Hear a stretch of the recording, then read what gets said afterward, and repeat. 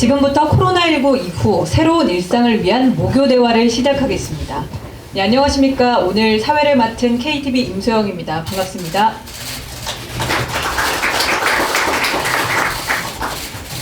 네, 정세균 국무총리께서 취임 초부터 제안하셨던 모교 대화 첫 번째 자리입니다. 코로나19 이후 급격한 경제적, 사회적 변화가 예상되고 있는 만큼 선제적인 대응이 필요한 시기인데요. 이를 위해 앞으로 6차례에 걸쳐서 최고의 석학과 전문가들을 모시고 릴레이 간담회를 진행할 계획입니다. 네, 오늘 첫 번째 간담회에서는 코로나19 이후 전망과 우리 사회의 대응 방향에 대한 총괄 논의를 하겠습니다. 2개 세션으로 나눠서 진행되며 1부에서는 발제와 질의응답, 2부는 참석자 간 토론으로 진행됩니다. 참고로 1부는 페이스북으로 생중계되고 댓글을 통해 실시간으로 질문과 의견을 받을 예정입니다. 네, 첫 번째 발제는요. 코로나19 이후 적기에 대응하기 위해 향후 코로나19가 어떻게 될 것인가에 대해서 세계 감염병 모델링 석학인 캐나다 피스만 교수께서 발표하실 예정입니다. 네, 두 번째 발제는요. 포스트 코로나 시대를 준비하기 위해 무엇을 해야 하는지와 관련해서 성경룡 경제인문사회연구회 이사장께서 발표하시겠습니다. 네, 각각 발제 이후 질의응답 시간을 가질 예정이오니 참고해 주시기 바랍니다. 네, 발제에 앞서 먼저 총리께서 인사 말씀을 하시겠습니다.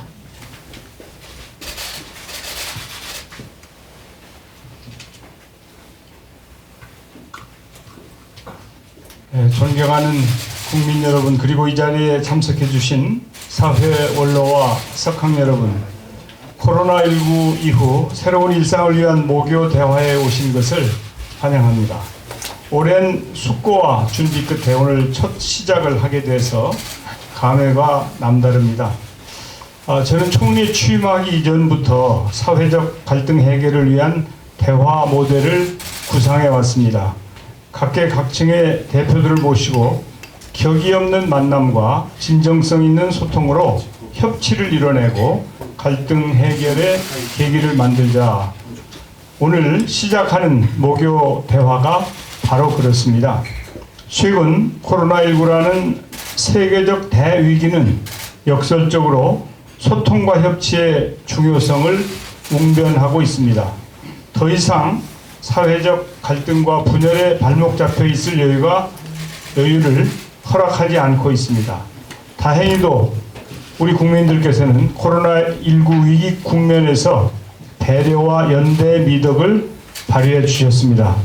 착한 임대료, 헌혈 챌린지, 릴레이 기부, 철저한 자가격리 등 배려와 연대의 사례는 우리 주위에 차고 넘칩니다. 의료인, 방역대원, 자원봉사자들께서는 헌신과 희생을 보여주셨습니다. 모교 대화는 이미 코로나19 국면에서 성숙한 우리 국민들께서 스타트를 끊으셨습니다. 그 결과 우리는 세계 어느 나라보다 코로나19를 슬기롭게 극복하고 있으며 우리의 방역 모델은 전 세계가 주목하는 세계적 표준이 되고 있습니다. 여러 가지 불편하고 힘든 상황에서도 정부를 믿고 적극 협조해주고 계신 국민 여러분께 이 자리를 빌어 깊은 감사를 드립니다. 지금까지 정부는 강력한 사회적 거리두기를 통해 코로나 감염 확산을 차단하고 피해를 최소화하는 성과를 거두었습니다. 이제부터는 코로나 이후에 대한 준비도 차분히 시작할 때가 되었다고 생각합니다. 코로나19가 가져온 위기는 단순히 바이러스라는 병리학적 위기가 아니라 세계사적 변곡점이 될 정도로 사회, 경제, 문화 등 우리 삶 전반에 영향을 미칠 것으로 전망되고 있습니다. 세계는 코로나 이전과 이후로 나뉠 것이라는 말까지 등장하고 있습니다. 그러나 불행히도 우리 중 그 어느 누구도 코로나19가 불러올 파장의 폭과 깊이를 알지 못합니다. IMF는 올해 세계 경제 성장률을 마이너스 3%로 예측하였고 우리 경제에도 마이너스 성장이 예상되고 있어서 경제적으로는 이미 코로나19의 위기가 가시화되고 있습니다. 내년도에는 어떻게 될지 아무도 모릅니다. 서양에 값진 위기를 허비하지 말라는 말이 있습니다. 미래를 슬기롭게 준비하고 대처한다면 위기는 얼마든지 기회로 만들 수 있다는 뜻인 것 같습니다. 용기와 희망을 가지고 코로나19가 가져올 변화에 적극적이고 선제적으로 대응해서 한 단계 더 도약하는 대한민국에서 새로운 일상을 맞이할 수 있도록 준비를 해야 할 때입니다. 포스트 코로나 시대를 준비하기 위해서는 정부, 사회 각 분야의 전문가를 비롯해 국민 모두가 연대와 협력을 통해 마음과 지혜를 모으는 것이 중요합니다. 오늘 이렇게 사회 원로와 석학 여러분들을 모신 것도 코로나19 이후 사회 변화와 대응 방안에 대해 인식을 공유하고 코로나로 인한 위기를 값진 기회로 만들기 위해서입니다. 오늘 간담회를 시작으로 앞으로 6차례의 정책 간담회를 통해 코로나19 이후 새로운 일상 준비를 위해 무엇을 어떻게 해 나가야 할지 각 분야의 전문가분들과 의견을 나누도록 하겠습니다. 포스트 코로나 시대에 대한민국이 내딛는 걸음이 세계 모든 국가들이 따라 걷는 희망의 길이 될 수 있도록 여러분의 아낌없는 조언을 당부드립니다. 감사합니다. 네, 이어서 참석자를 소개해 드리겠습니다. 네, 앉은 자리에서 간단하게 목례를 해주시면 되겠습니다. 박승 중앙대 경제학과 명예교수 참석해 주셨습니다. 조한혜정 연세대 문화인류학과 명예교수 함께해 주십니다. 이광형 카이스트 부총장 참석해 주셨습니다. 홍윤철 서울대 예방의학과 교수 함께해 주십니다. 조흥식 한국보건사회연구원장 참석해 주셨습니다. 차영환 국무조정실 국무 2차장 참석해 주셨습니다. 노형우 국무조정실장 함께해 주십니다. 최재천 이화여대 에코과학부 석좌교수 참석해 주셨습니다. 윤영관 서울대 정치외교학과 명예교수 함께해 주십니다. 윤정로 유니스트 기초과학부 석좌교수 참석해 주셨습니다. 성경룡 경제인문사회연구회 이사장 함께해 주십니다. 김성수 국무총리 비서실장 참석해 주셨습니다. 네, 또 전영일 통계개발원장 함께해 주십니다. 하준경 한양대 경제학과 교수 참석해 주셨습니다. 윤성식 고려대 행정학과 명예교수 함께해 주십니다. 네, 귀한 시간 내주신 참석자분들께 대신해서 감사의 말씀 전해드리겠습니다. 네, 본격적으로 발제문 발표를 시작하겠습니다. 네, 첫 번째 발제는 코로나19 예측 모델링과 예측에 대해 데이비드 피스만 캐나다 토론토 대학 병역학 교수가 맡아주시겠습니다. 네, 피스만 교수는 세계 감염병 모델링 석학으로 현재 한국통계개발원과 코로나19 예측 모델링 공동 연구를 진행하고 있습니다. 네, 피스만 교수와는 화상으로 이렇게 연결이 되어 있는데요. 통역은 전영일 통계개발원장께서 해주시겠습니다.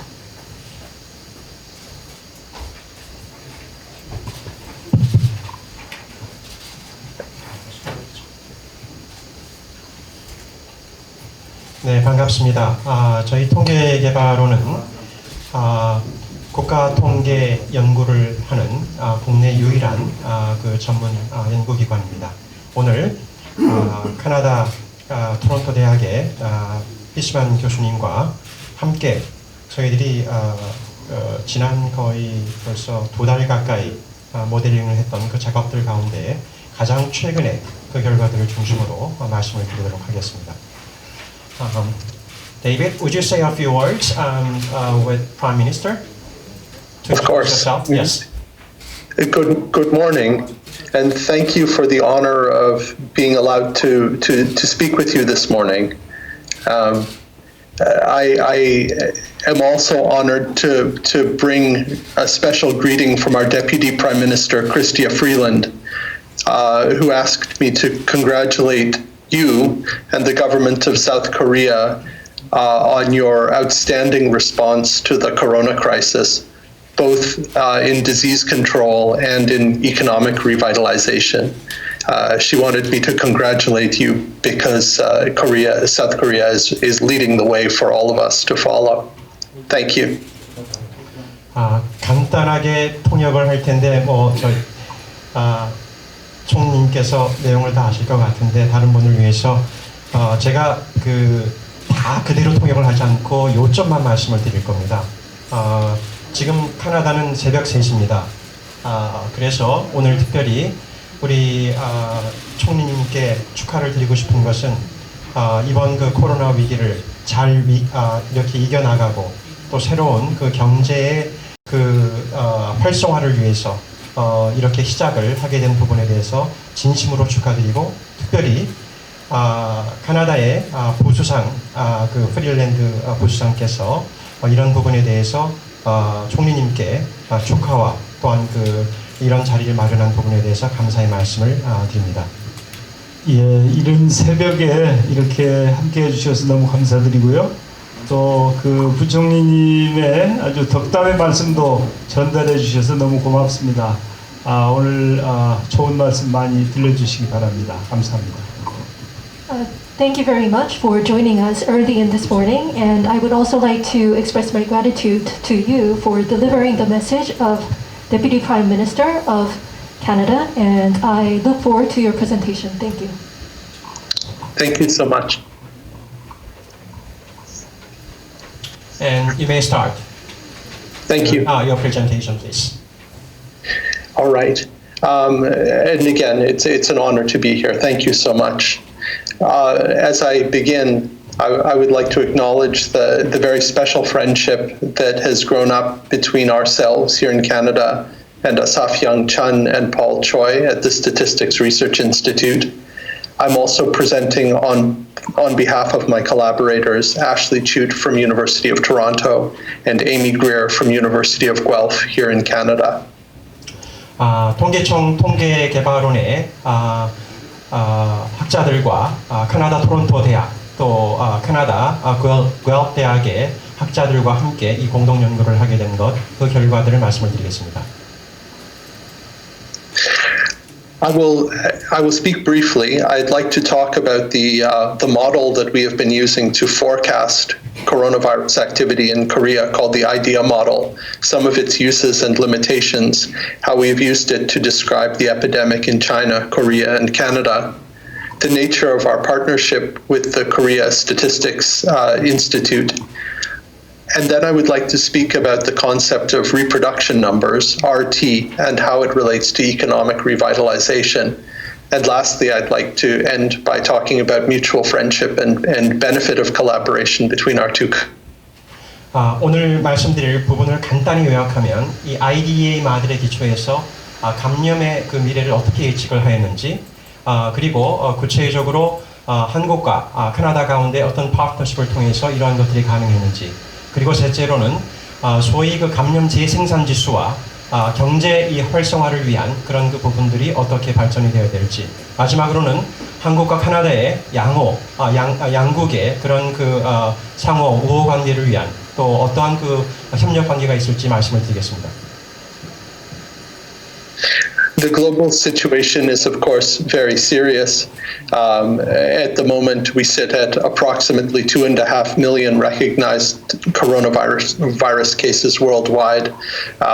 Case fatality has risen through the epidemic and is now at almost 7%, which translates into over 150,000 dead. 지금 현재 세계 상황을 보면 약 250만 명 정도의 확진자가 있고 현재 그 모수를 250만 명으로 바꿨을 때 약 7%의 그 치명률 그리고 관련된 그 환자 사망자들이 지금 그동안 발생을 했습니다. We have been forecasting this epidemic using a simple infectious disease model called IDEA. Without getting into too much mathematics, IDEA describes epidemics as two processes that happen at the same time. One is a growth process where growth is exponential, and the second is a decay and decline process where the epidemic is brought under control. Epidemics end because decay accelerates faster than growth and ultimately outruns growth. 이 아이디아 마들이라는 이런 그 감염 역학의 마들은 크게 두 가지로 나눠져 있습니다. 하나는 기하급수적인 팩터, 그 다음에 두 번째는 이런 부분들이 어떻게 감소되어 가는지 그런 두 가지로 나눠져 있는데 오늘은 자세한 그 테크니컬한 부분들은 소개를 할 시간이 없습니다. The model is being used currently in Canada for forecasting, for estimation of this control parameter, which tells us how well we are doing at controlling our epidemic, and to estimate the reproduction number R over time as we try to get the reproduction number below 1. 지금 보시는 대로 바로 이 아이디아 마들은 캐나다의 현재 그 감염의 그 상황들을 예측하는 데 사용되어지고 또 실제로 이런 감염을 예방하기 위한 여러 가지 방역의 조치들이 어떤 효과가 있었는지 마지막 세 번째로는 소위 그 재생산 지수가 어떻게 변화되어지는지를 측정하는 데 사용되고 있습니다. The model has proven quite useful for forecasting. Here is a graph from 2 months ago showing that the model using data in China up until early February was actually able to successfully predict that the Chinese epidemic would be controlled by early March. 지금 보시는 대로 중국의 케이스에도 바로 이 동일한 마들을 활용을 해서 이미 2월 초에 그 예측을 하였고 그 모든 패런들이 예측한 마들대로 상당히 잘 그 현실이 그 일관성이 있었습니다. As we were modeling this epidemic, we heard from Asaf Young Chun in Korea who reached out and asked us to collaborate with Korean colleagues. 그 한국이 이런 어려움을 겪을 때 통계청 통계개발원의 전영일 원장이 바로 이런 그 마들을 활용을 해서 한국에 활용을 하면 어떨지 그런 문의가 들어와서 자연스럽게 이런 공동 연구를 하게 되는 시작이 되었고 이것이 그때 보낸 공식적인 3월 3일의 그 이메일 내용입니다. Here is the situation in Korea at the moment, which you will understand and know better than I. 여러분들이 더 잘 아시는 대로 지금 현재 한국의 상황을 잠시 보여주는데 구체적인 설명을 드리지 않아도 여러분들이 훨씬 더 잘 아시리라고 생각합니다.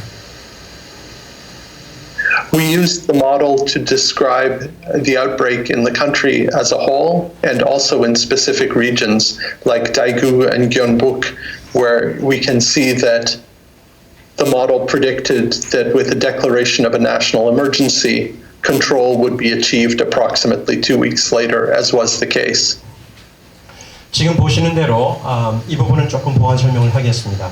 3월 초부터 저희들이 그동안 5차례에 걸쳐서 계속 주기적으로 마들링을 했었고 보시는 대로 저희들이 한국 전체 또 초기에는 대구와 경북이 상당히 중요한 그 감염의 어떤 그 발생 지역이기 때문에 별도로 그리고 나머지 15개 도시 지금 보여드리는 것은 바로 대구와 경북만 중심으로 해서 보여드리는 것입니다. 특별히 2월 23일 대통령께서 국가의 그 위기 상황에 대한 그 공식적인 이제 데클러레이션을 한 이후에 그 2주 후부터 실질적으로 이것이 종합적인 그 방역의 효과들이 나타났고 굉장히 중요한 그 변화들이 그 이후에 나타난 부분들을 바로 이 마들을 통해서 보여준 부분이고 그 예측한 것들이 지금 이 화면을 통해서 안정되어 가는 모습을 이미 3월 초부터 주기적으로 예측을 한 부분이고 지금 이것은 가장 최근의 마들입니다. We continue to use this model to forecast disease in Korea, and it's performing very well. This is a plot of the model, the solid line against cumulative case counts over time. 계속해서 이 마들을 저희들이 활용을 해서 실질적으로 전체 확진자 수가 얼마나 되는지 그러한 부분들을 예측을 했고 실질적으로 3월 초, 3월 중순, 3월 말 그리고 4월 진행됐던 그 모든 마들들은 현재 질본에서 보고한 그 구체적인 숫자와 아주 컨시스턴트하게 상당히 잘 그 예측들을 정점과 안정기 그런 부분들을 잘 예측을 해왔습니다. 현재 보이시는 것은 현재 4월 말 그때 약 11,000명 정도까지 이제 그 확진자들이 생겨져가는 그런 부분을 예측한 그런 전체 모습입니다. We can also use the model to demonstrate that the rapid action of the Korean government is likely, on February 23rd, is likely to have prevented approximately 3.5 million infections. 지금 보시는 이 마들은 굉장히 사실 중요한데요. 실제로 한국 정부가 2월 23일 공식적으로 그 국가 위기를 선포한 이후에 종합적인 방역을 했고 그 조치를 포함해서 그 이후에 여러 가지 개인, 사회, 정부의 그 방역을 통해서 약 340만 명의 확진 환자가 생길 수 있었던 부분들을 예방할 수 있었다는 것을 이 마들을 통해서 보여주는 것입니다. 그 비교 대상은 이런 그 방역이 전혀 없을 때와 비교해서 340만 명 정도의 환자를 미리 방역을 한 부분이고 만일 그런 방역을 하지 않았다면 거의 정점이 지금 여기 보시는 대로 5월 중순에 오히려 정점을 찍고 가을까지 이 위기가 지속되는 그런 상황이었는데 오히려 이런 종합적인 방역을 인해서 현재와 같이 오히려 벌써 4월 중순 이후에 상당히 안정되어 가는 그런 상황이었다는 것을 보여주는 그 결과입니다. The model can also be used to estimate the reproduction number and make sure that the reproduction number is below 1. 또 이 마들이 중요한 것은 소위 그 감염 예방에 있어서는 소위 그 재확산 지수를 측정하는 것이 굉장히 중요합니다. 결국 한 사람이 몇 사람을 감염시킬 수 있느냐 그 부분을 측정한 것인데요. 바로 1월 말부터 시작해서 현재 4월 중순까지 측정을 하였고 이것이 1 이하로 떨어지는 부분이 이미 이 보시는 대로 두 가지 그 곡선이 있는데요. 대략 3월 11일 정도에 벌써 1 이하로 떨어졌습니다. 그것은 이제는 안정기로 확실히 들어가서 이제는 한 사람이 1명 이하로 이 감염을 시킨다는 것을 보여주는 것이고요. 가장 최근까지의 지수를 보면 거의 0.3까지 떨어진 상태입니다. 굉장히 안정이 되어가는 모습이라는 것이죠. Korean ideas have been very helpful to us in Canada. The concept of the golden time, which was relayed to us by Asaf Young-chun, was very helpful in mobilizing Canadian action, which prevented many infections and many deaths. 캐나다에서도 한국의 케이스를 일찍부터 함께 연구를 하면서 공유를 하는 가운데 캐나다에서도 소위 그 골든 타임을 놓치지 않기 위해서 초기에 방역하는 그런 작업들, 바로 골든 타임을 놓치지 않기 위한 그런 그 노력들을 했습니다. 그래서 통계개발원의 그 원장을 통해서 그런 소식들을 듣고 캐나다에서도 동일한 조치를 일찍부터 취해서 사실은 그나마 큰 위기를 현재 모면할 수 있는 캐나다의 상황이었다고 생각을 합니다.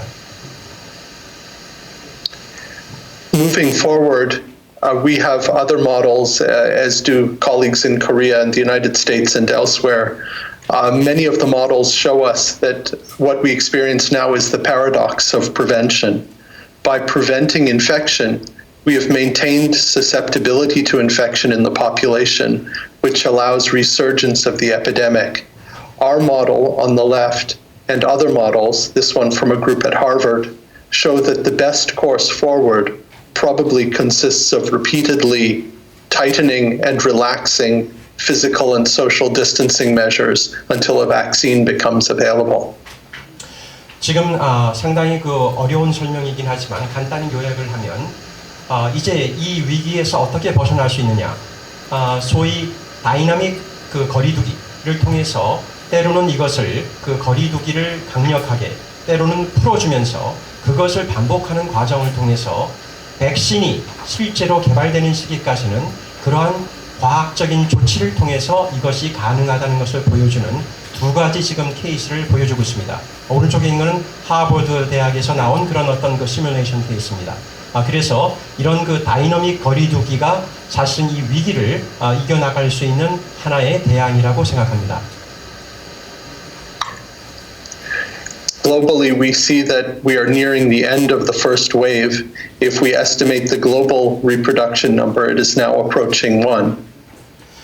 세계적으로 볼 때는 현재 이 first wave가 거의 하강 곡선을 그리고 있는 것으로 보이고 있습니다. 지금 보시는 대로 이 감염 재생산 지수가 거의 1에 가까이 현재 가고 있는 상황입니다. We currently forecast that this wave will cause approximately 4 million recognized infections and 380,000 deaths, with a final case fatality reaching 8.5%. 현재의 이러한 그 상황이라면 앞으로 약 400만 명의 확진자들이 생길 것으로 세계적으로 보이고 있고요. 사망자는 약 38만 명. 그리고 치명률은 8.5%. 이것은 현재까지 보고된 데이터만 기초로 했기 때문에 나오는 것이고 실질적으로는 이것보다 훨씬 규모가 클 수 있지만 어쨌든 이것은 보고된 데이터만 중심으로 모델링을 한 것이라는 것을 말씀을 드립니다. The path forward has been shown to us by Korean friends. In Canada, we think that our path forward will focus on excellence in public health surveillance, with a focus on reproduction numbers, the use of seroepidemiology, where Korea is a leader, the importance of looking for disease where we don't expect to find it, for example, in children, and by paying attention to borders and reimportation, especially given our long border with the United States. Vulnerable populations, such as those in hospitals and nursing homes and prisons, must be protected. ICU capacity is our choke point, and we must act swiftly to protect ICU capacity. We believe that radical transparency is important in communicating with the public. We are all on the same team, and all, including the public, need to understand the mission and the challenges ahead. 향후에 이 위기를 어떻게 극복해 나가는 것이 부분에 대해서는 한국과 카나다가 동일한 어떤 지금 공통적인 그 조치를 취해야 하는데요. 첫 번째는 소위 그 조기 그런 그 경보 시스템 그런 부분을 통해서 이 재생산 지수를 계속해서 낮추는 데 노력을 하고 또한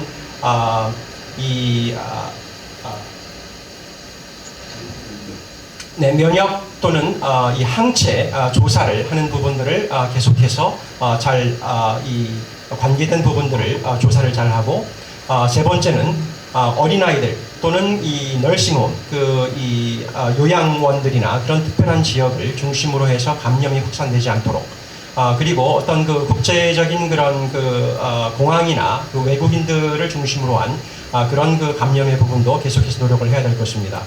또한 가장 중요한 것은 병원에 소위 그 중증 환자들을 위한 그런 그 병실들이 실제로 이런 그 감염 환자들을 잘 대응하기 위한 시설들이 제대로 되어 있는지 궁극적으로는 카나다와 한국이 우리가 동일하게 같은 그 팀으로서 이런 여러 가지 부분에 있어서 아주 투명하게 이 위기를 이겨나갈 수 있는 그런 그 조치를 취해야 한다고 생각합니다.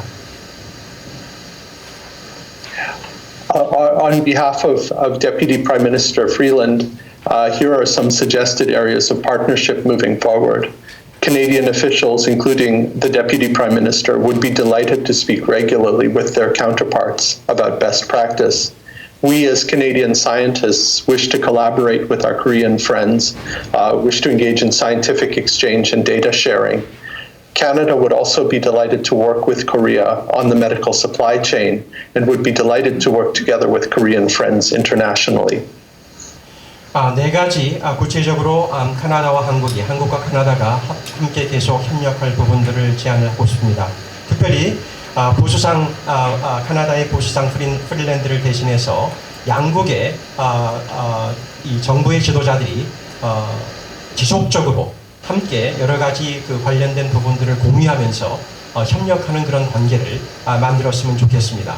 두 번째로는 양측의 과학자들이 역시 동일한 그 관심사를 가지고 협력을 지속을 하고 또 세 번째는 양측에서 특별히 이번 그 코로나 바이러스와 관련해서 소위 그 의료 분야의 그런 그 이 공급 그 체인이라든지 또는 방역을 하기 위한 그런 분야에 있어서도 같이 협력을 하고 마지막으로는 한국의 그런 여러 그 국제적인 그 친구들과 협력을 하는 그런 부분들을 노력을 했으면 좋겠습니다. Thank you. It's been an honor to speak to you this morning. 네, 감사합니다. 지금 몇 가지 질문들이 있으시면 지금 이 시간을 좀 활용을 하도록 하겠습니다. 네, 질문이 있으시면 지금 하시면 되겠습니다.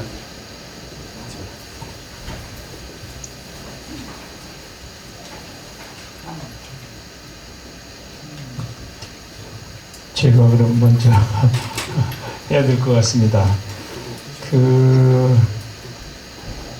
이제 우리 교수님께서 예측하신 모델에 의하면 4월쯤 되면 이제 한국은 그 소강 상태에 접어들 것으로 되어 있는데 실질적으로 이제 그렇게 가고 있습니다. 그런데 이제 앞으로 어떤 점을 조심해야 되고 또 혹시 이제 예상치 못한 돌발 변수는 없을 것인지 어떤 대비책이 필요한지에 대해서 의견을 좀 구하고 싶습니다. Well, I will start with the question then. Well, according to the result of your forecast modeling, the Republic of Korea enters the stabilization phase starting from April. And actually, we are entering the stabilization phase now. So what can be the unexpected variables, if any, that we should be careful of? And how should we brace for them? Yes. I think that the two things that make coronavirus very challenging, one is silent infection, and the second is what epidemiologists call an over-dispersed reproduction number. So the reproduction number on average, the basic reproduction number on average is 2 or 3, but sometimes this is a disease that causes no infections at all, and sometimes it causes 40 infections from a primary case. And those two factors in combination make this very, very challenging. They bring us, they force us to focus on screening, to find disease where we are not expecting to find it. And they probably limit our ability to revitalize the economy in areas where large gatherings of people are required. Because large gatherings have proven themselves to be a major liability for societies with coronavirus. They allow the disease to explode.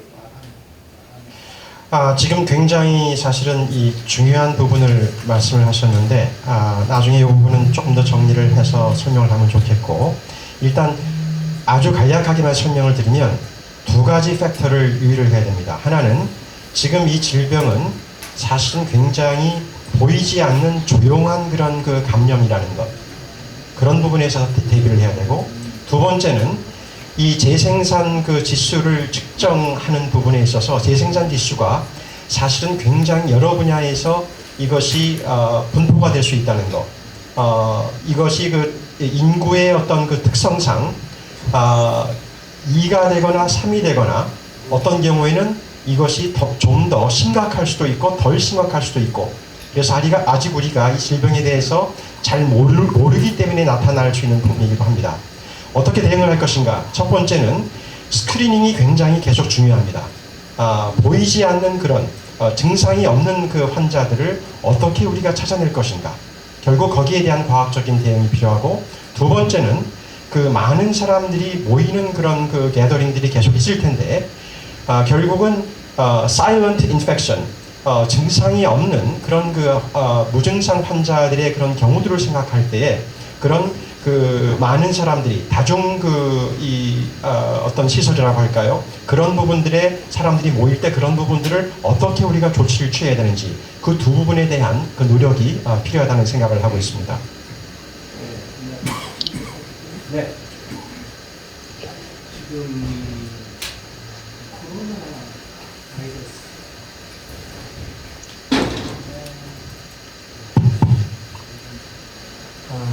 지금 지금 코로나 바이러스 때문에 온 세계 경제가 모두 황폐화되고 있는데 언제쯤이나 세계 경제가 정상화될 수 있다고 보는지 다시 말씀드리면 세계 경제의 생산 소비 활동이 언제쯤이나 가야 정상화 될 수 있다고 보는가.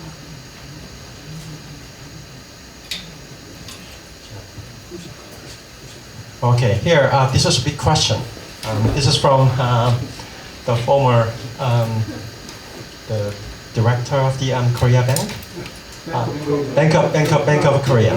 Yeah, governor of Bank of Korea. So he's asking this big question: how soon do you think the world economy can be normalized? Yeah. I don't think that's a question that's above my pay grade. You know what? Here's what I think. I think that human beings are very smart.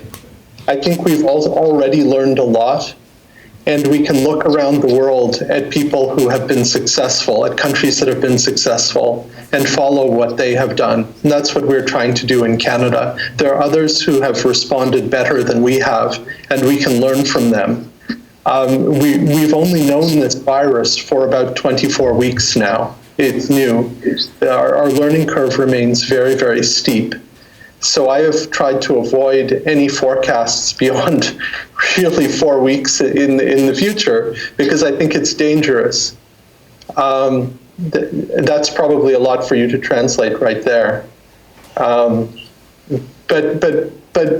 something that I'd like to circle back to, which I should have mentioned in my response to the Prime Minister, is that when I teach my students, I tell them that epidemics are like a forest fire. You know, we have forest fires here in Canada every summer and autumn. The problem with a forest fire is the more fire you have, the more fire you get, and the faster it spreads. And even if you think you've contained the fire, sparks get carried by the wind and start new fires. One of our most important tools for fighting forest fires is we create small fires that burn away the brush, burn away the fuel that the fire needs to continue. In an epidemic like coronavirus, the fuel is susceptible people, and we get rid of susceptibility through immunity. And I think the focus on vaccine development is part of that. The focus on seroepidemiology, where we identify people who have immunity, is part of that. The focus on perhaps using convalescent serum from people who have recovered from coronavirus as passive vaccine or as therapy is part of that. So I think immunity is really going to be our key moving forward. But yes, I think we will. I think we will figure this out gradually. And if we have this conversation in 3 months' time, the outlook will probably be quite different than it is now. 지금 긴 응답을 했는데 세 가지로 줄여서 얘기를 하면, 첫 번째, 굉장히 어려운 질문입니다. 그러나 답변하기 어렵지만 오히려 우리는 우리 인간의 모습을 보면 사람은 참 지혜롭습니다. 우리는 서로에게 배웁니다. 그렇기 때문에 분명히 그 가운데서 이것을 이기고 나갈 수 있는 지혜를 찾을 수 있을 것 같습니다. 우리가 현재 이 질병에 대해서 안 것은 지난 24주밖에 되지는 않습니다. 앞으로 배울 시기들이 더 많이 있고, 그런 것을 통해서 어떻게 우리가 이번 이 경제 위기를 또 정상화 나갈 수 있는 과정들을 우리가 인간의 지혜를 또 어떤 그 집단 지성을 통해서 이 위기를 극복해 나가는 그 과정들을 함께 겪는다면 그것을 이기고 나갈 수는 있지 않을까요? 제가 오히려 이 질문에 답변을 하기 위해서 사실은 국무총리님께 질문을 오히려 드리는 방법으로 또는 답변을 드리는 방법으로 말씀을 드리겠습니다. 제가 캐나다에서 학생들을 가르치면서 이번 이 코로나 바이러스는 일종의 산불과 같아 하는 얘기를 합니다. 산불을 잡는 것은, 큰 불을 잡는 것은 분명히 가능한 부분도 있지만은 사실은 잔불이 있을 경우에 그 잔불을 잡는 것이 사실은 더 어렵고 그것이 더 큰 산불로 다시 번질 수 있는 가능성도 있기 때문에 쉽지는 않은 부분이다. 그런데 바로 이 부분에 있어서 그렇기 때문에 사실은 백신을 개발하는 것이 잔불을 잡아서 최종적으로는 이 위기를 탈출할 수 있는 방법이기도 하고 또는 그런 항체 검사 또는 그런 그 면역 그 검진을 할 수 있는 그런 부분의 개선을 통해서 실제로 이 면역의 어떤 체계들을 잘 파악해서 나갈 수 있고 마지막으로는 혈장 치료라는 그런 방법을 통해서도 이것을 이겨나갈 수 있는 그런 그 방법들이 가능하기 때문에 그런 부분에 있어서 우리가 함께 노력을 한다면 방금 주신 그 질문에 대한 어떤 그 다른 면의 그 답변이 되지 않을까 그런 생각을 하면서 여기 이 부분에 대한 답변을 드리고자 합니다.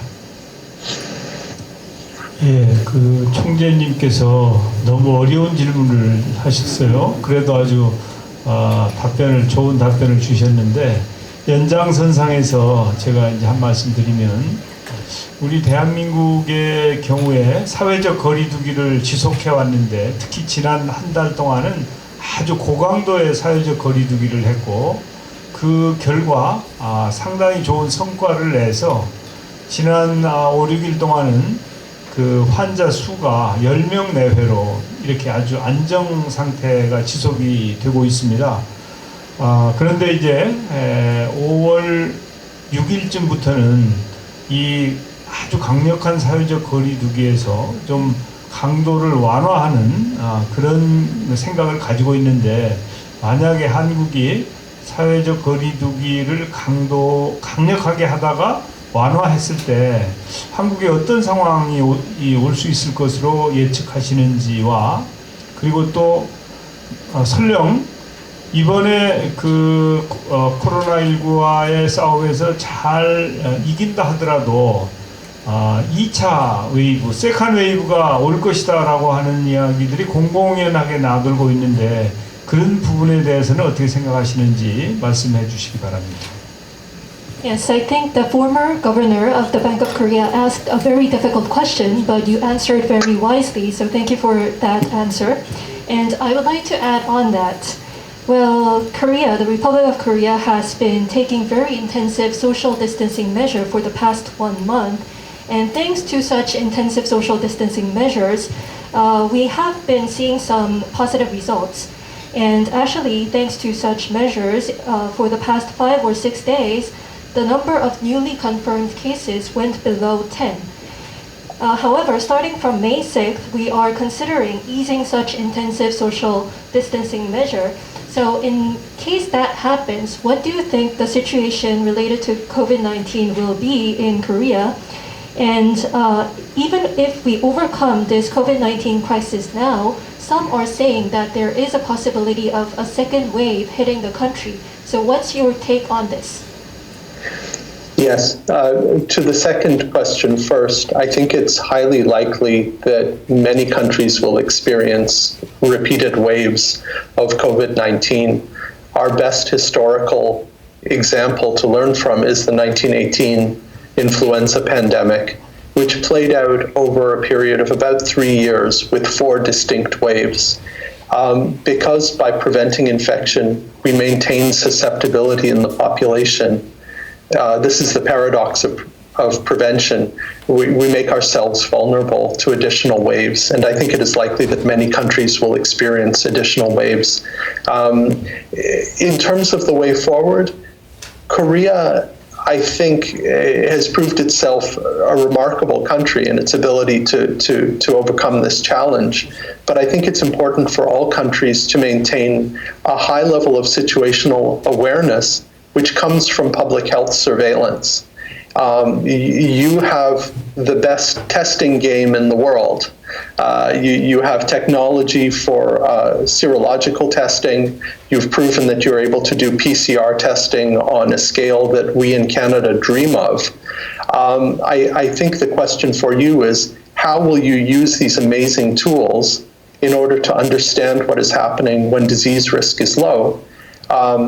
Some things that we are talking about in Canada now include population surveillance, we call it parking lot surveillance, where you may be able to sample people randomly as they go shopping at stores, and pool those specimens to save on reagent, and look at how many positive pools you have across the country and how that changes over time. We can look at using tests in ways that both protect vulnerable populations, for example, doing admission screening in hospitals, which I suspect you're probably already doing. But admission screening is wonderful. If someone is coming into hospital because they are in a car accident, or because they're having a baby, or because they have kidney disease, or something that has nothing to do with COVID, by checking those people for COVID at the door or at the time they go into the hospital, we both protect the healthcare workers and other patients if they do have COVID, but we also have a ready way to know what the level of COVID activity is in the population. So that's an additional way to do surveillance. There's some interesting initiatives, I'm aware of some in the United States and Germany, of looking for the virus in sewage, which sounds a little bit strange, but because the virus is excreted into sewage, levels of virus in sewage may tell us when an epidemic is about to come back, as we see viral levels going up. So those are some of the ideas that I'm aware that people are discussing in Canada. Because we, above all else, we have to be situationally aware. We have to see this coming before it hits us. I think there's a reason why governments spend so much money on stealth technology for the Air Force. It's very hard to fight an enemy you can't see. Coronavirus is our enemy, and we have to be able to see it. 지금 간단히 설명을 드리자면 두 번째 질문부터 간단히 먼저 말씀을 드리겠습니다. 세컨 웨이브가 결국 오겠느냐? 1918년 바로 이 팬데믹이 왔었을 때 3년 동안 4차례의 웨이브가 온 그 상황이었습니다. 따라서 이번 경우에도 우리가 세컨 웨이브가 실제로 올 수 있다는 것을 사실은 현실적으로 받아들여야 될 것 같습니다. 짤막하게 요약을 그렇게 하겠습니다. 두 번째 질문에 대해서는 어떤 실질적으로 이제 인증을 했었을 경우에 우리가 완화시켰을 경우에 어떠한 예측이나 조치를 취해야 되는지 이 부분에 대해서는 이미 한국은 우리 캐나다에서도 사실은 굉장히 부러워할 만큼 여러 가지 검진의 시스템이라든지 환자들을 치료하는 부분이라든지 또는 자가격리를 하는 그런 시스템이 잘 돼 있습니다. 그 시스템을 최대한 잘 활용을 하십시오. 그렇게 해서 조기 경보를 할 수 있는 그런 어떤 체계를 지금까지 했던 것처럼 한다면 상당히 실질적으로 이런 대응을 잘 할 수 있다는 그런 가능성이 있다는 것을 말씀드립니다. 몇 가지 캐나다의 실례를 말씀을 드리자면 현재 캐나다에서는 파킹랏에서 주차장에서 소위 이 조기 어떤 그런 경보 체제의 어떤 일환으로 실제 이 항체가 있는 사람들이 얼마나 되는지를 실제로 주차장에 온 사람들을 중심으로 해서 주기적으로 한번 조사를 해볼 그런 생각을 하고 있습니다. 그러니까 구체적으로 얼마나 많은 사람들이 주차장에 온 사람들, 약간 이제 설명은 지금 다 오늘 하진 않았지만 표본이 될 만한 샘플들이 사실은 돼야 되겠죠. 그렇게 하면 구체적으로 측정을 잘 해서 실질적으로 환자들이나 또는 면역이 있는 환자들의 규모를 알 수 있고, 또 두 번째는 소위 병원에 들어오는 그런 환자들에 대해서는 반드시 이 검사를 사전에 할 수 있도록, 그래서 의료진이 감염이 되지 않도록 하는 것도 있고, 또 환자들의 상태를 잘 파악을 해서 병원 시설에서부터 그런 부분에 있어서 조치들을 잘 해야 된다는 것입니다. 물론 미국이나 현재 독일에서는 그 외에 다른 방법으로도 이 스위지에서 이 바이러스를 측정하는 상당히 흥미있는 그런 방법들을 하고 있는데요. 그런 것들도 가능하지 않을까 하는 그런 생각을 좀 하긴 합니다. 그러나 어쨌든 지금 이런 신뢰들을 말씀을 드리는 건, 한국은 이미 잘 하고 있는 시스템을 계속해서 그런 어떤 다이나믹 거리두기를 할 경우에 활용을 한다면 완화된 이후에도 그런 조치들을 풀을 때는 풀고 조일 때는 조이고, 그런 것을 통해서 백신이 나오는 그 시기까지 이 가능할 수 있다는 그런 어떤 그 대안을 현재 말씀을 드리는 것입니다.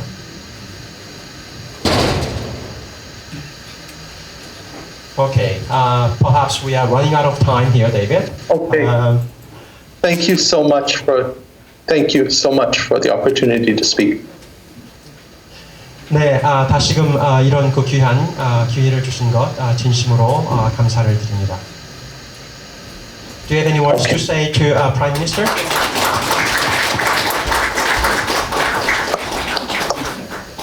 Thank you, and I hope it is possible for the Deputy Prime Minister to continue the conversation with your government.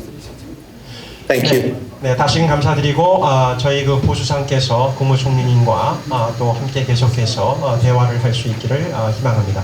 감사합니다. Thank you. Thank you, David. We'll talk again later. Okay, bye-bye. Okay, bye. 네, 피스한 교수님, 전영일 원장님 수고 많으셨습니다. 피스한 교수와의 화상 연결은 이것으로 마치도록 하겠습니다. 네, 두 번째 발제 이어가겠습니다. 두 번째 발제는 포스트 코로나 시대 준비를 주제로 성경용 경제인문사회연구회 이사장께서 발표하시겠습니다.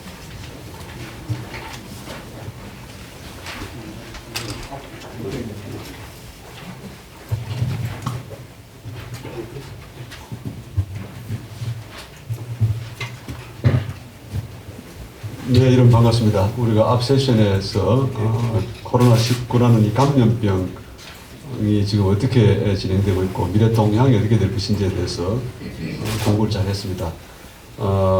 저희 경사연하고 그 통계개발원이 지난 3월 초순부터 우리나라 데이터를 중심으로 해서 앞으로 이게 어떻게 될 것인지를 미래를 예측하고 또 정부에 대해서 단계별 대책을 제안하는 과정에서 조금 전에 우리가 그 강연을 들었던 데이비드 피스맨 교수가 우리 데이터를 분석하고 또 그 결과를 받아서 다양하게 활용했다는 점을 말씀을 드립니다.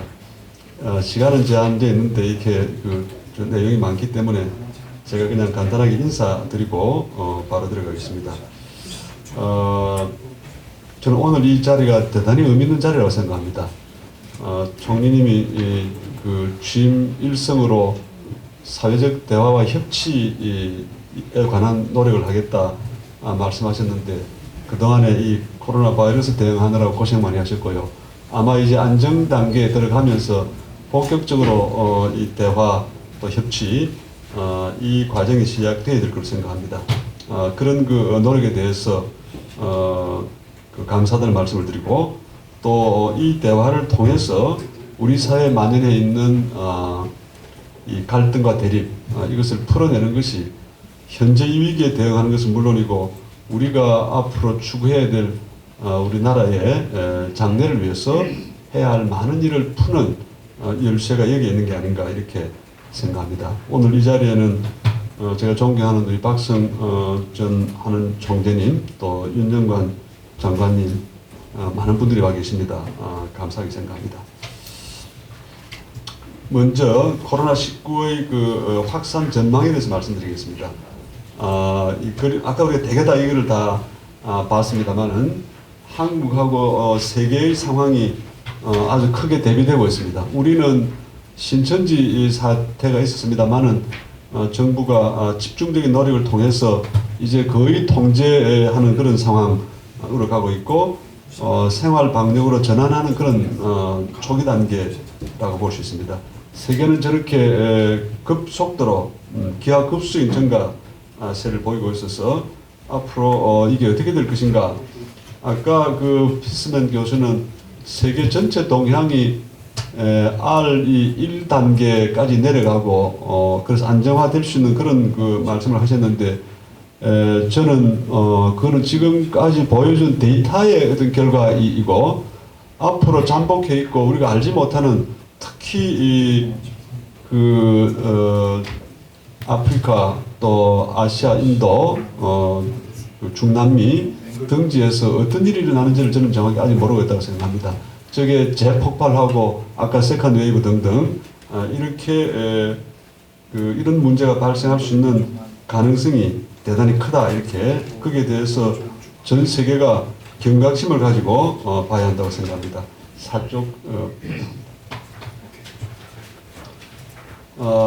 세계 전역의 여러 나라들과 비교할 때 한국의 성과가 매우 좋습니다. 대체로 우리는 민주적 개방, 포용, 또 국가 역량과 시민 역량의 결합을 통해서 코로나19의 그 방역에 성공하고 있습니다.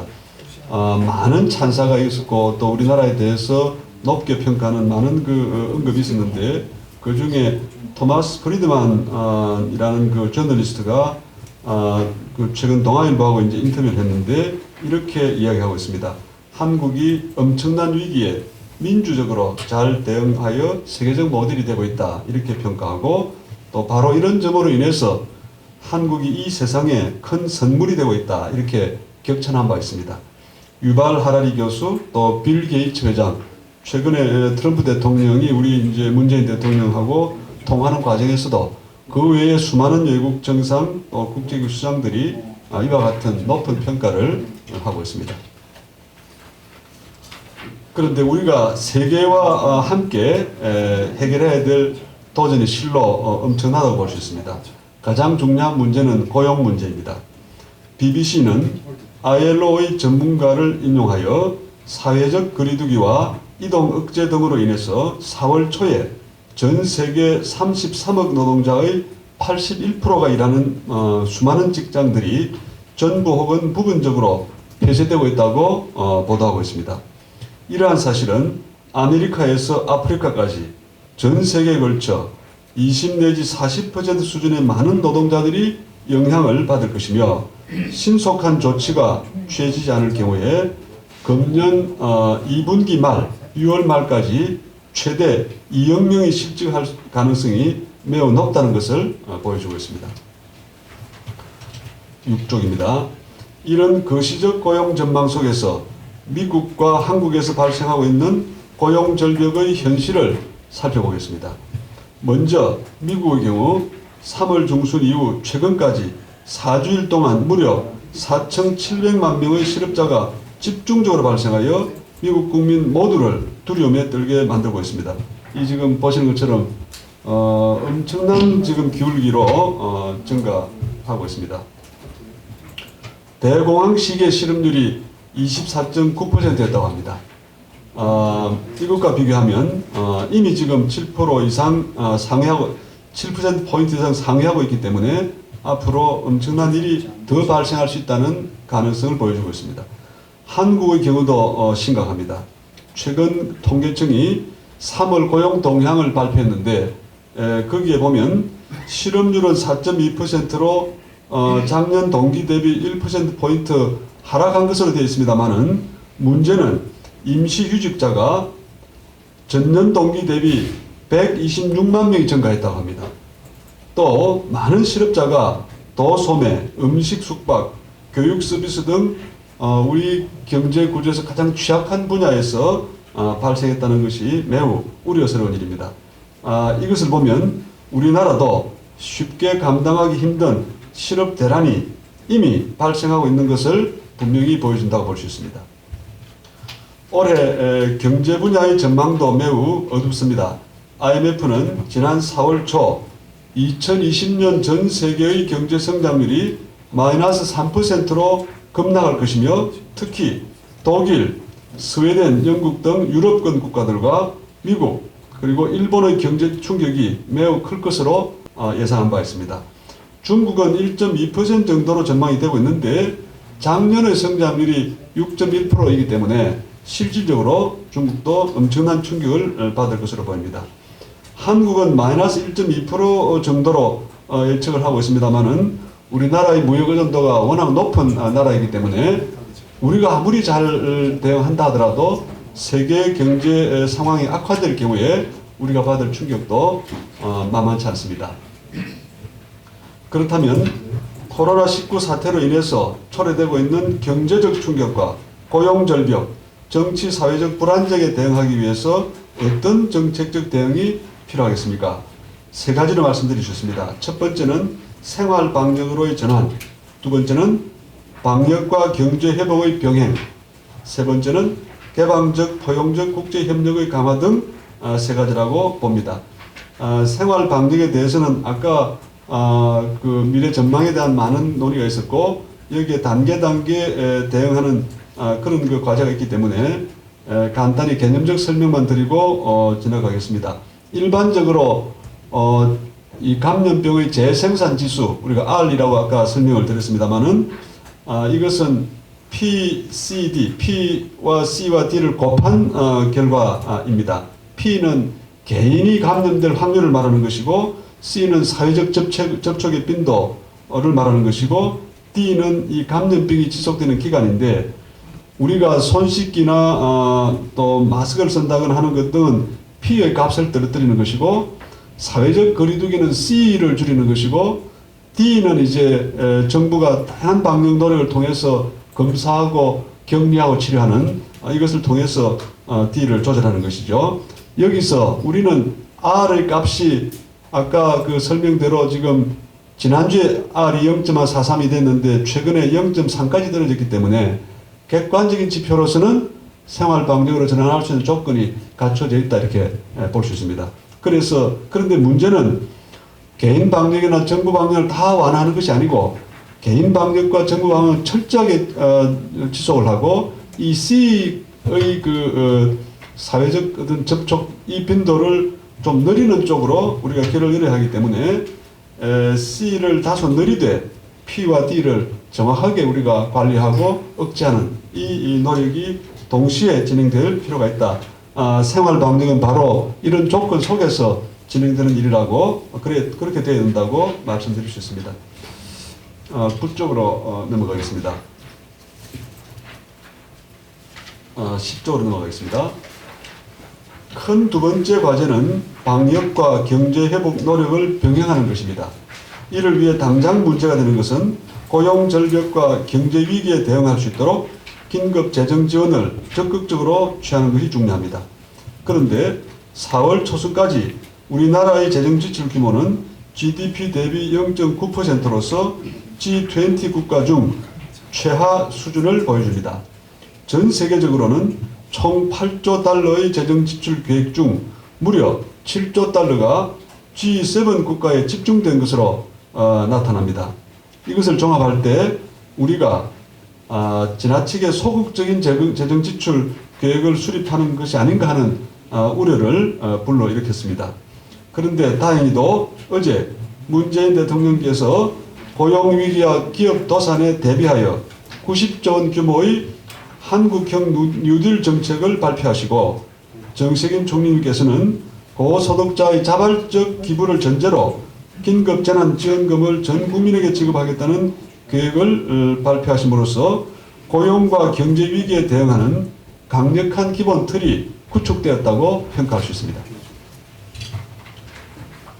한편 경제 지원의 다른 축은 금융정책입니다. 세계 주요 국가들은 자금난에 빠지고 있는 기업과 가계를 지원하기 위해 일제히 금리를 인하하는 조치를 취하고 있습니다. 우리나라에도 한은이 기준금리를 1.25%에서 0.75%로 큰 폭으로 낮추고 자금난을 겪는 기업과 중소상공인을 위해 1.5%의 낮은 금리로 정책 자금을 제공하는 조치를 취함으로써 일단 급한 불은 끄고 있다고 볼 수 있습니다. 세 번째 과제는 개방적, 포용적 국제협력입니다.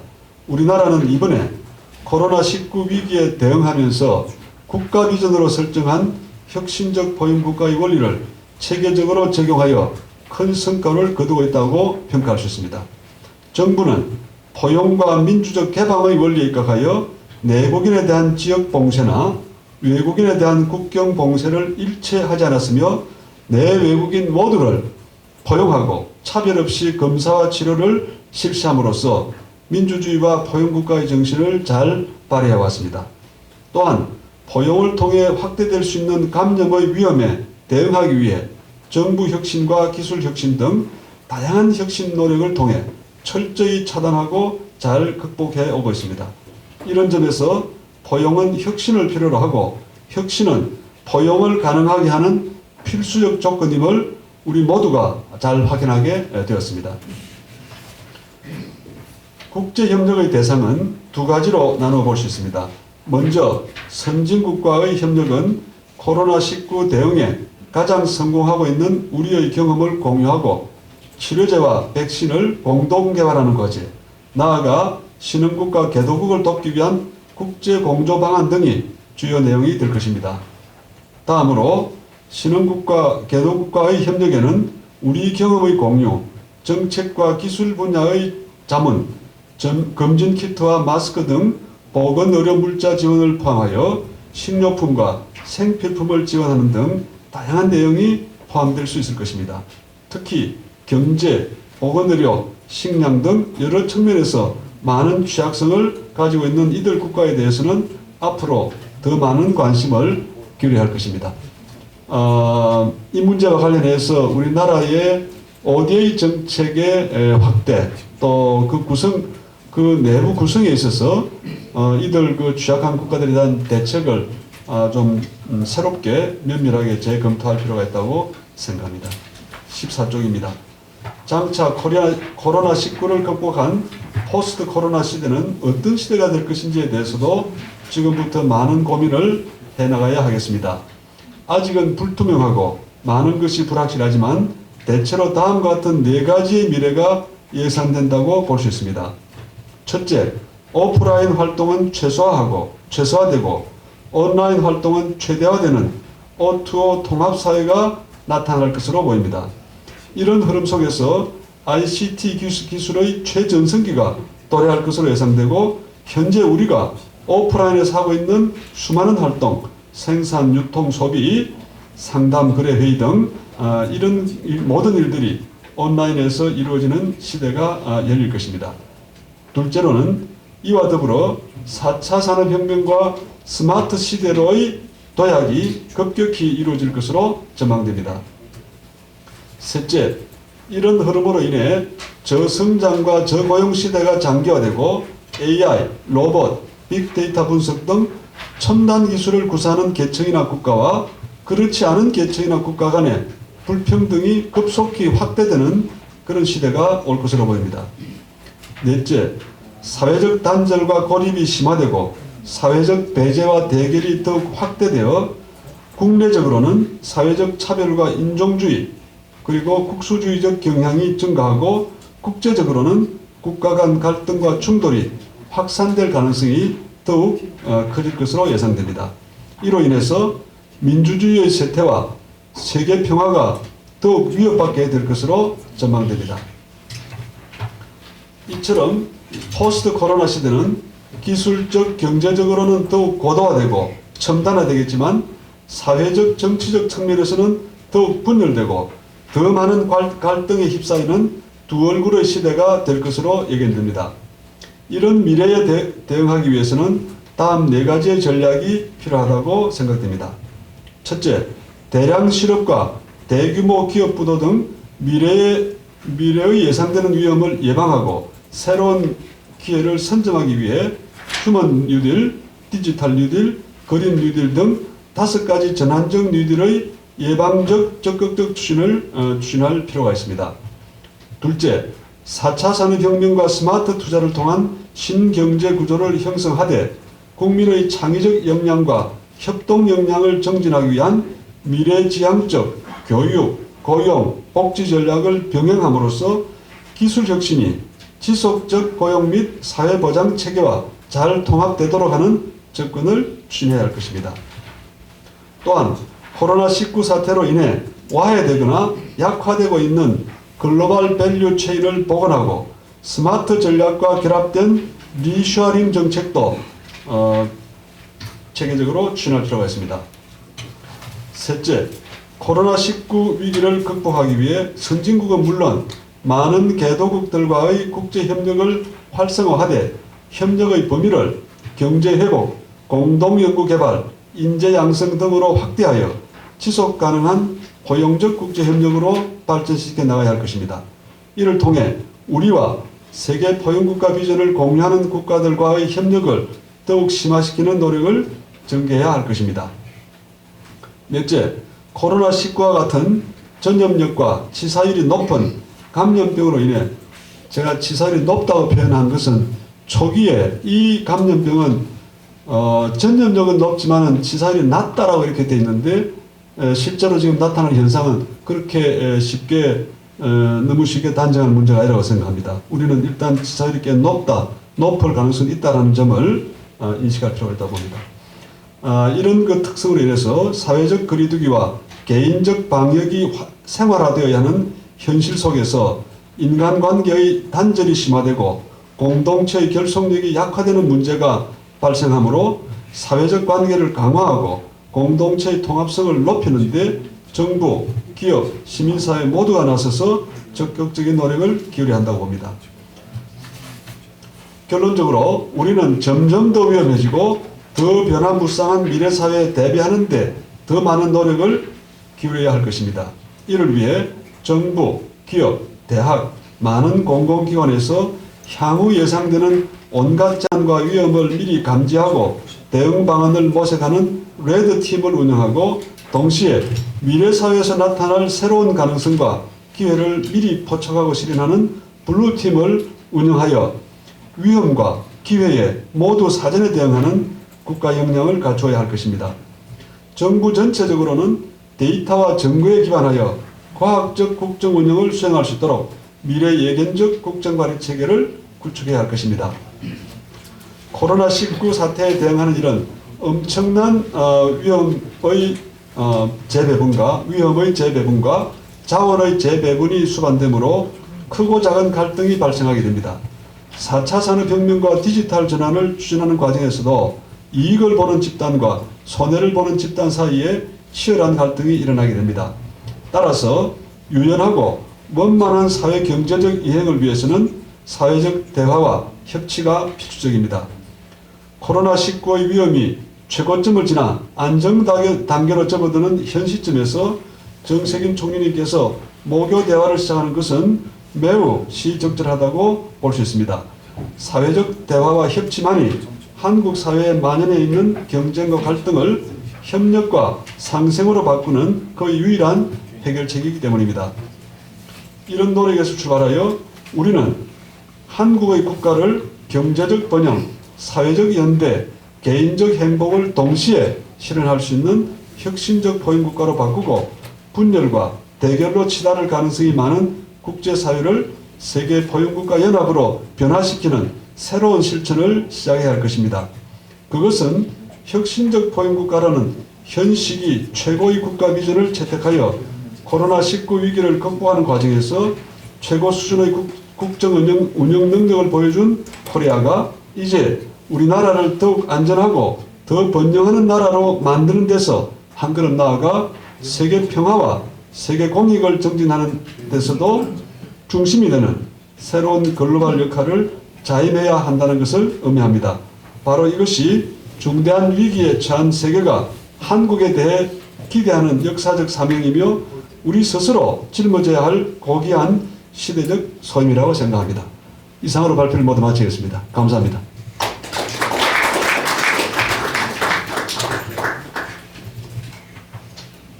혹시 질문이 계시면 질문을 몇 개 받고 끝내겠습니다.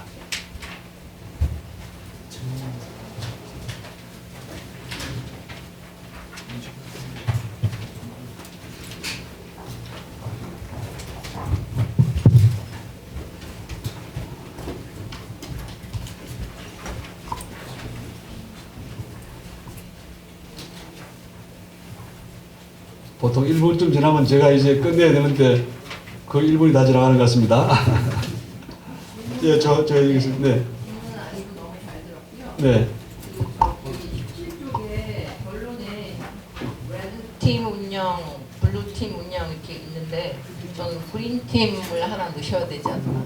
좋은 제안이라고 생각합니다. 네. 네. 이 두 개가 딱 이렇게 하면 지금 계속 그 어떤 혁신을 말씀하시는데 저는 이제 혁신이란 단어는 더 근본적이어야 돼서 오히려 그 트랜스포메이션, 전환 다른 단어로 이게 완전 돌연변이로 진화를 해야 되는 시점이잖아요. 그래서 그래서 계속 8586 해라 저는 그런 얘기를 계속 하는 이유가 정말 디지털 세대로 우리가 완전 이동을 해야 되는 것이라 그린 팀 운영 이렇게 하면 되게 멋진 아이디어가 나올 것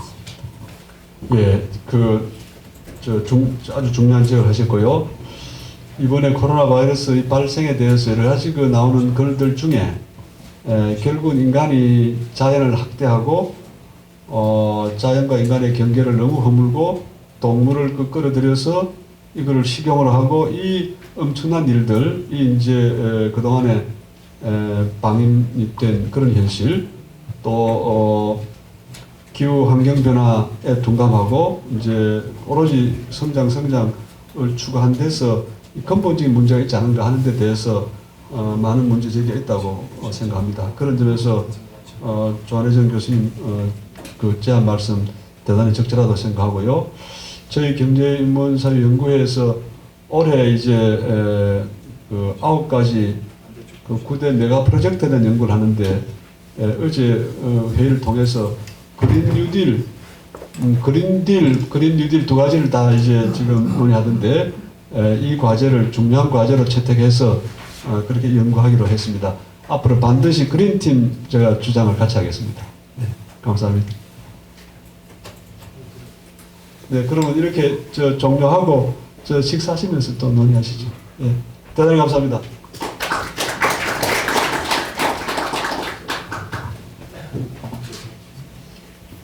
네, 다시 한번 성경룡 이사장님 수고 많으셨습니다. 이제 발제와 질의응답이 마무리가 됐습니다. 앞서 제가 말씀드렸던 것처럼 페이스북 생중계를 통해서 올라온 의견과 질문이 있어서 소개를 해드리겠습니다. 네, 먼저 많은 분들이 응원의 메시지를 보내주셨습니다. 국민과 소통하는 총리님, 그리고 이를 뒷받침하는 총리실 화이팅입니다. 이런 의견도 있었고요. 그리고 스웨덴 모교 클럽을 한국에 적용하시다니 기대가 됩니다. 시민소통 수고가 많으십니다. 대만에서 보고 있습니다. 영국에서 응원합니다. 이런 오늘 자리를 반가워 해주시는 분들이 많았습니다. 그리고 오늘 자료를 공유해달라는 의견도 있었고요. 그리고 질문도 있었습니다. 코로나가 장기화된다고 하니까 사실 많이 불안합니다. 장기화에 대비한 우리 국민들의 역할은 무엇인지, 어떻게 해야 빨리 극복할 수 있는지 알려주세요. 이런 질문이 있었는데요. 이 질문에 대한 답변도 좀 부탁을 드리겠습니다.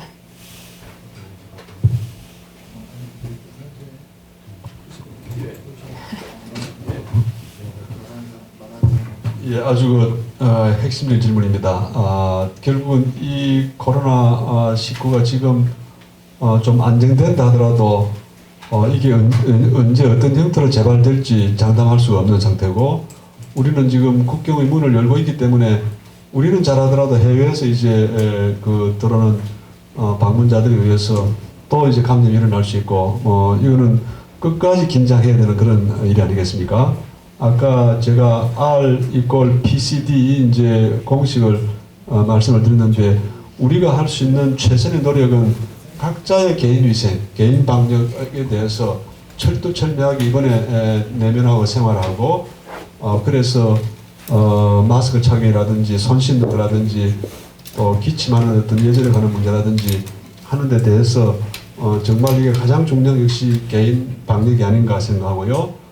그 다음에 그 D에 대한 정부 방역을 통해서 테스트하고 찾아내고 추적하고 또 치료하고, 이 활동은 끊임없이 진행이 되어야 될 과제이고, 다만 이 C를 조절하는 것이 이제 C는 바로 경제 활동과 연결이 되어 있기 때문에 C를 조절하는 일이 대단히 어려운데, C를 다소 접촉할 수 있는 그 여지를 확대하더라도 사람이 만나는 현장, 그게 기업이든지 카페든지 뭐 식당이든지 여기에서 철두철미하게 역시 이 개인 방역이 이루어지고, 또 그거를 공간을 관리하는 기업이나 또 사업체에서 또는 학교에서 그 원리가 철두철미하게 진행되도록 하는 것 이외에는 달리 길이 없지 않나 생각하고, 차제 생활 방역으로 전환되는 여러 가지 단계에 와 있는데, 이 원리를 우리 국민들이 잘 아시면